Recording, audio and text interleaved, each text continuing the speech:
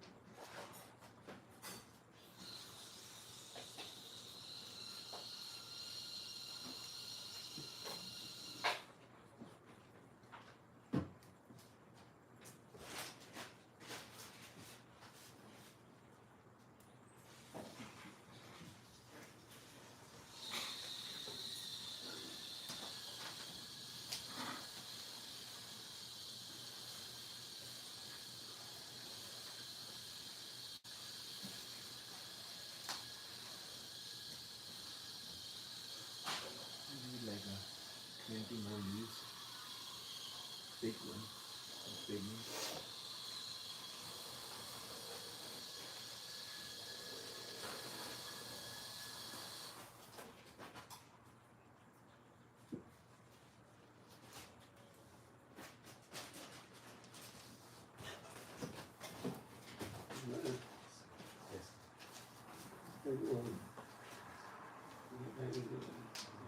All the flags are all the plastoms.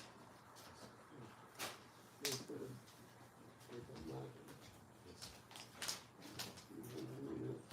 I didn't do it until now. I'll do it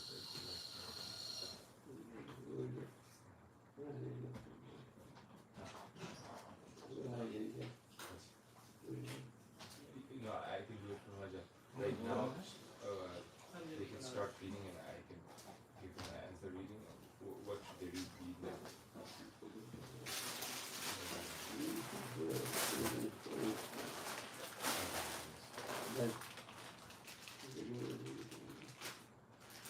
Yes, I can do it. Yes.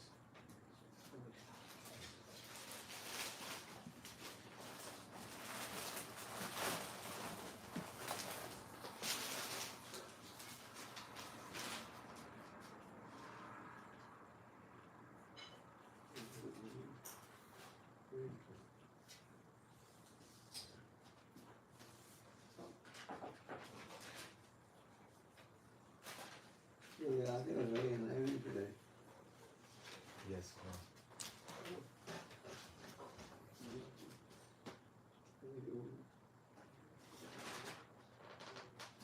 Yes.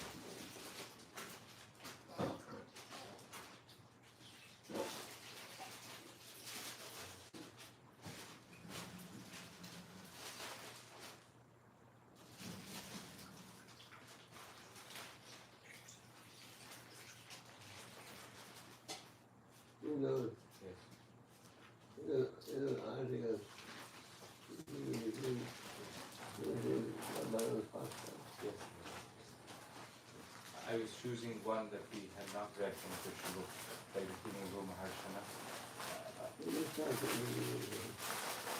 So I'll find them all, but would you like us to read from the beginning now, all that? Because we already read the Lugasur and Pralangasur for you yesterday. Really good.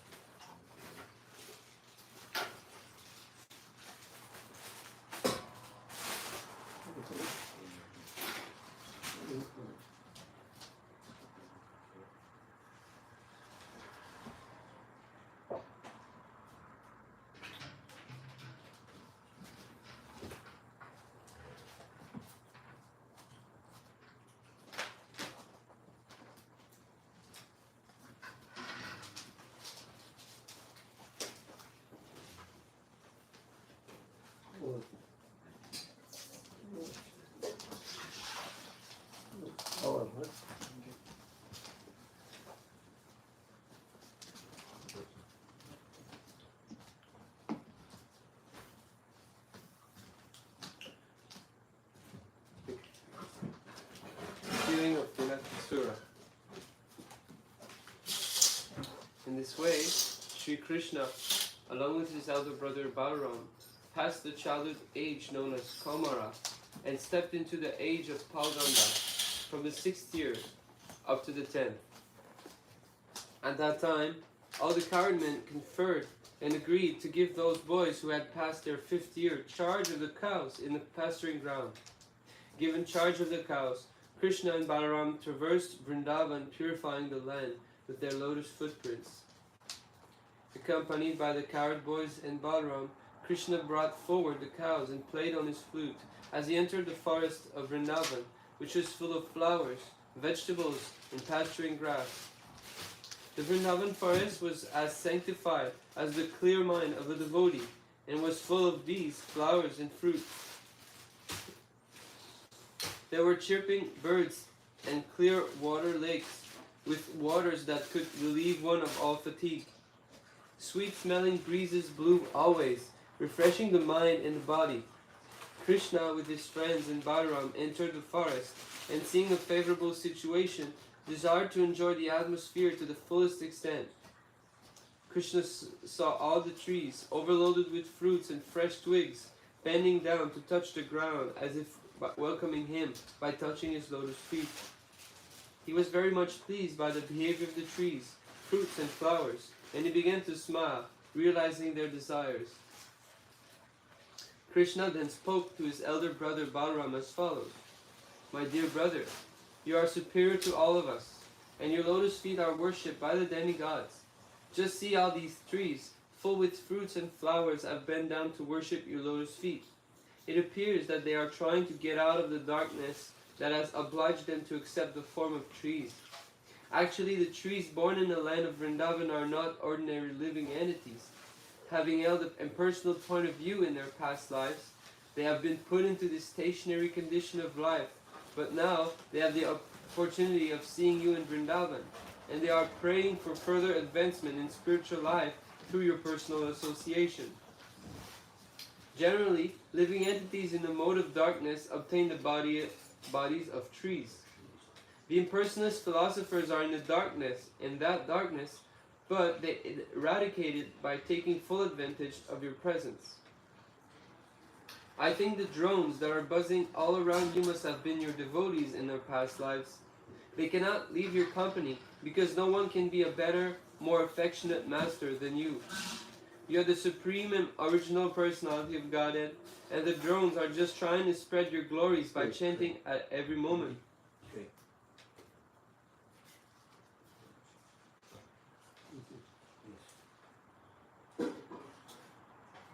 I think some of them must be great sages, devotees of your lordship, and they are disguising themselves in the form of drones because they are unable to give up your company even for a moment.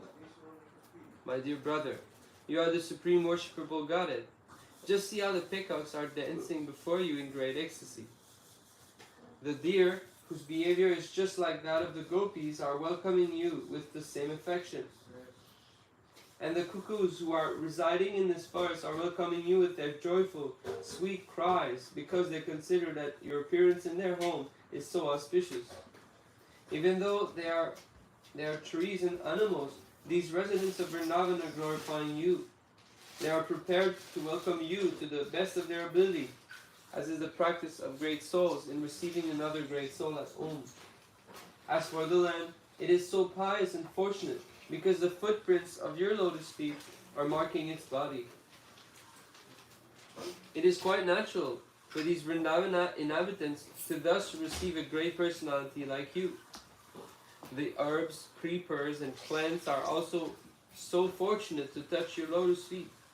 And by your touching the twigs with your fingernails, these small plants are also made glorious. As for the hills and the rivers, they too are not glorious because you are glancing at them. Above all, the damsels of Braj, the gopis, are the most precious, the most glorious because you embrace them with your strong arms, being attracted by their beauty." Unquote. In this way, Lord Krishna and Balaram began to enjoy the residents of Vrindavan to their full satisfaction as they herded the cows and cows on the bank of the Yamuna. In some places, Krishna and Balaram were accompanied by their friends. The boys were singing, imitating the humming sound of the drones, and accompanying Krishna and Balaram, who were garlanded with forest flowers. While walking, the boys sometimes imitated the quacking sound of the swans in the lakes, and when they saw the peacocks dancing, they imitated them before Krishna. Krishna also moved his neck, imitating the dancing and making his friends laugh. The cows taken care of by Krishna had different names, and Krishna would call them with love. After hearing Krishna calling, the cows would immediately respond by mooing, and the boys would enjoy this exchange to their heart's content. They would all imitate the sound vibrations made by the different kinds of birds, especially the chakuras, peacocks, cuckoos, and bharadwajas. Sometimes, when they would see the weaker animals fleeing out of fear of the sounds of tigers and lions, the boys, along with Krishna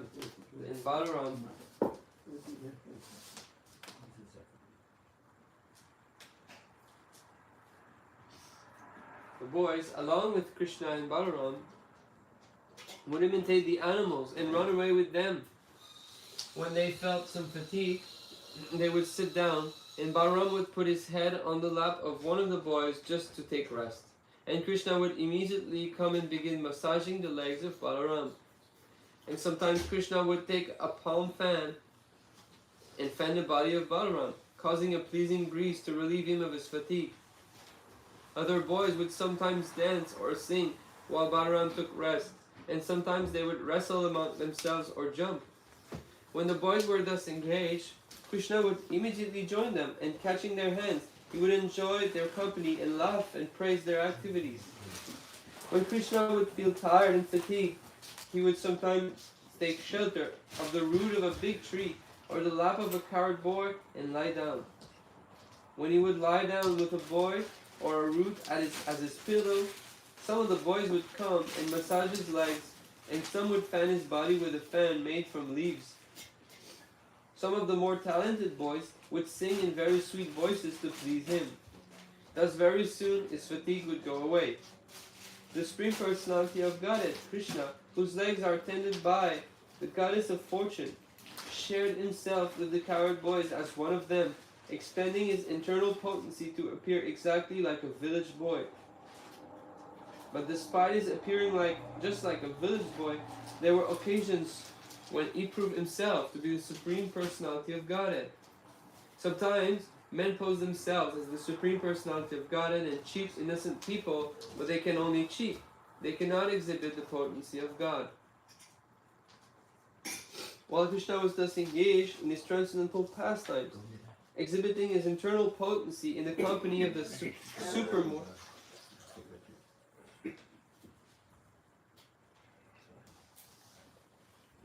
in the company of the supermost fortunate cowherd boys, there occurred another chance for him to exhibit the superhuman powers of Godhead.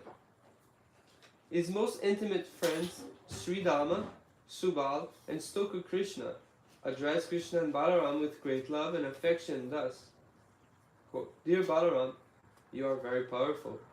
Your arms are very strong. Dear Krishna, you are very expert in killing all kinds of disturbing demons. Will you kindly note that just near this place there is a big forest of the name Talavan. This forest is full of palm trees, and all the trees are filled with fruits. Some have fallen down and... A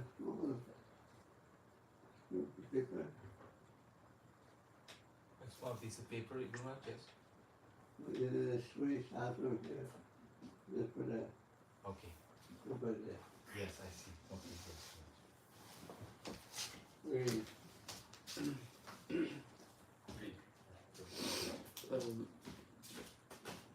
Okay, some have fallen down, and some are very ripe even in the trees. It is a very nice place, but because of a great demon, Denakasura, it is very difficult to go there. No one can reach the trees to collect the fruits. Dear Krishna, Balaram, this demon is present there in the form of an ass, and he is surrounded by similar demon friends who have assumed the same shape. All of them are very strong, so it is very difficult to approach this place. Dear brothers, you are the only persons who can kill such demons. Other than you, no one can go there for fear of being killed. Not even animals go there, and no birds are living there. They have all left. One can only appreciate the sweet aroma that is coming from that place. It appears that up until now, No one has tasted the sweet fruits there, either on a tree or on the ground. Dear Krishna, to tell you frankly, we are very attracted by this sweet aroma. Dear Balaram, if you like, let us all go there and enjoy these fruits. The aroma of these fruits is now spread everywhere. Don't you smell it from here? Unquote. When Balaram and Krishna were thus petitioned by their intimate friends, they were inclined to please them, and with smiling faces they proceeded toward the forest, surrounded by all their friends. Immediately upon entering the Talavan, Balaram began to yank the trees with his arms, exhibiting the strength of an elephant. Because of this jerking, all the ripe fruits fell down on the ground.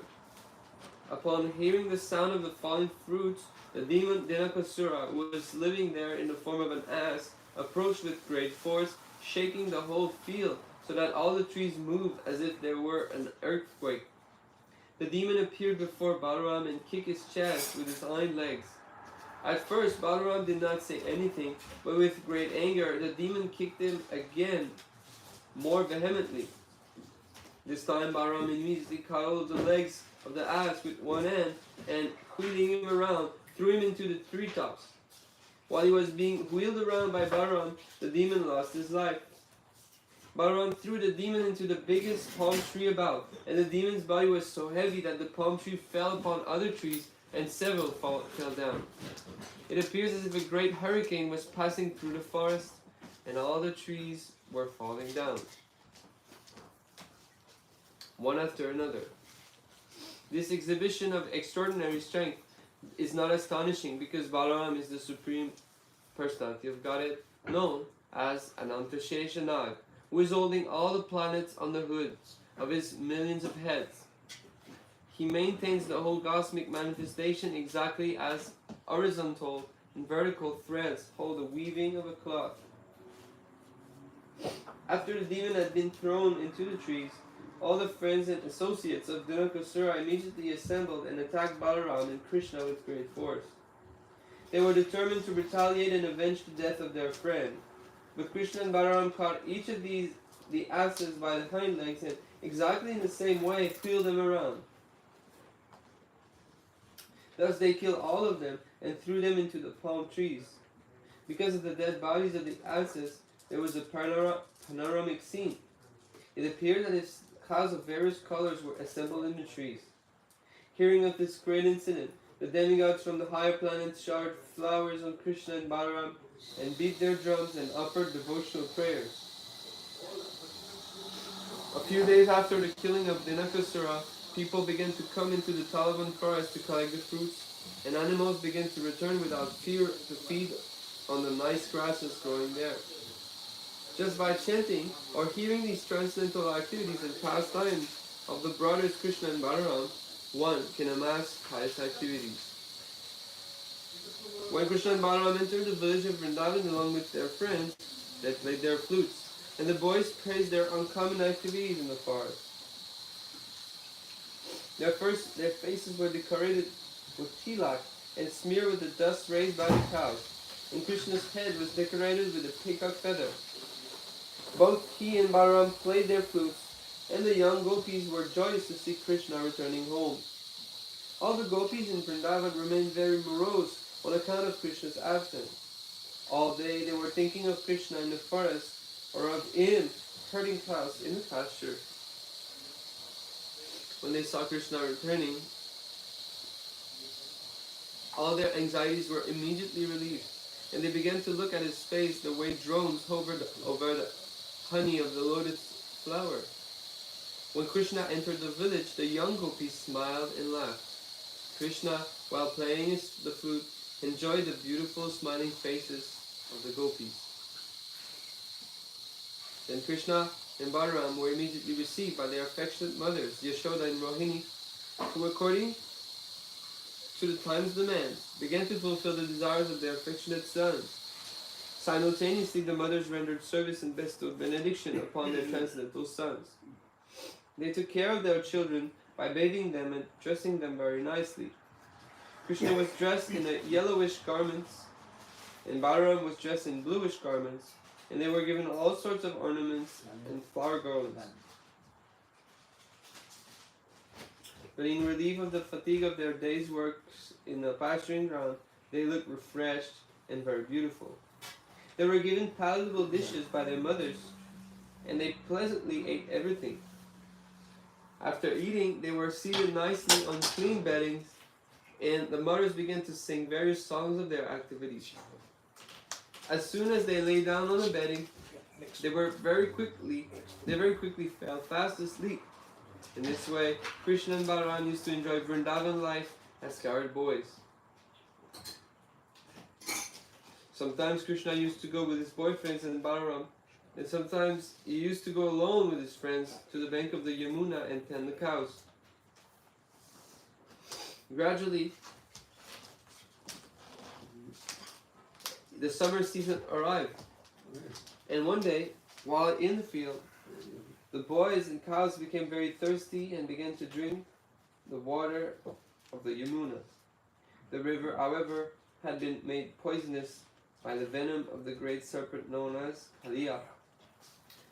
Because the water was so poisonous, the boys and cows became visibly affected immediately after drinking. They suddenly fell down on the ground, apparently dead. Then Krishna, who is the life of all that lives, simply cast his merciful glance over them, and all the boys and cows regained consciousness and began to look at one another with great astonishment. They could understand that by drinking the water of the Yamuna they had died, and that the merciful glance of Krishna had restored their lives. Thus they appreciated the mystic power of Krishna, who is known as Yogeshwara, the master of all mystic yogis.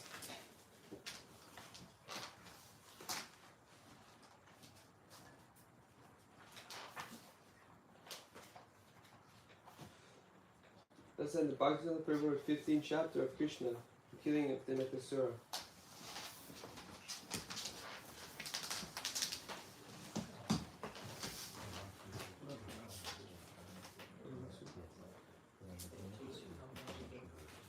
Is it beginning?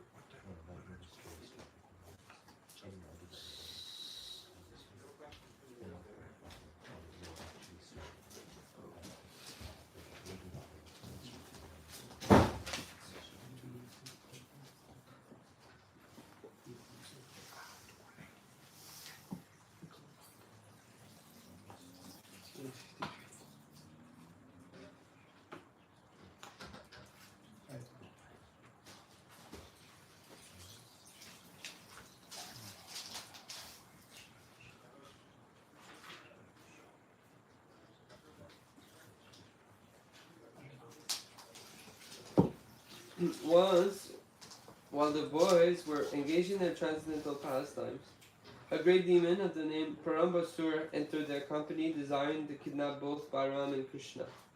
Although Krishna was playing the part of a cowherd boy as the Supreme Personality of Godhead, he could understand everything, past, present, and future.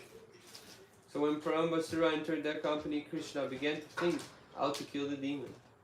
But externally, he received him as a friend. "Oh, my dear friend," he said, "it is very good that you have come to take part in our pastimes." Krishna then called his friends and ordered them, "Now we shall play in pairs. We shall challenge one another in pairs." With this proposal, all the boys assembled together. Some of them took the side of Krishna and some of them took the side of Balaram, and they arranged to play in duel. The defeated members in duel fighting had to carry the victorious members on their backs, as horse carries its master.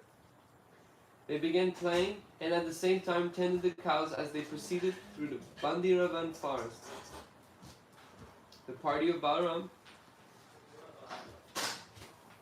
accompanied by Sridama and Vrishabha, came out victorious, and Krishna's party had to carry them on their backs through the Bandiravan forest.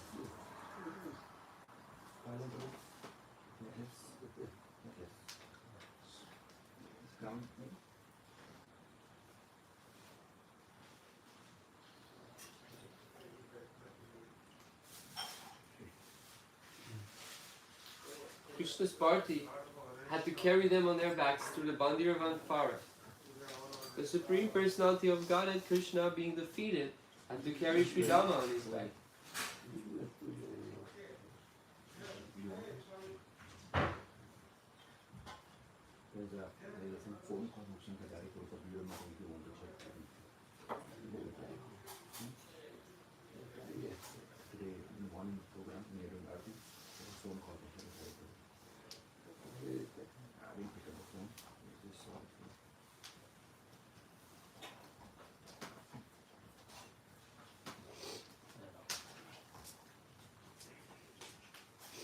And Bhadrasena carried Vrishabha.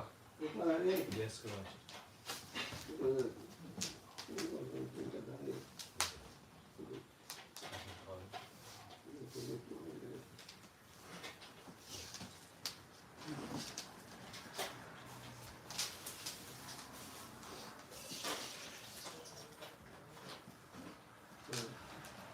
Imitating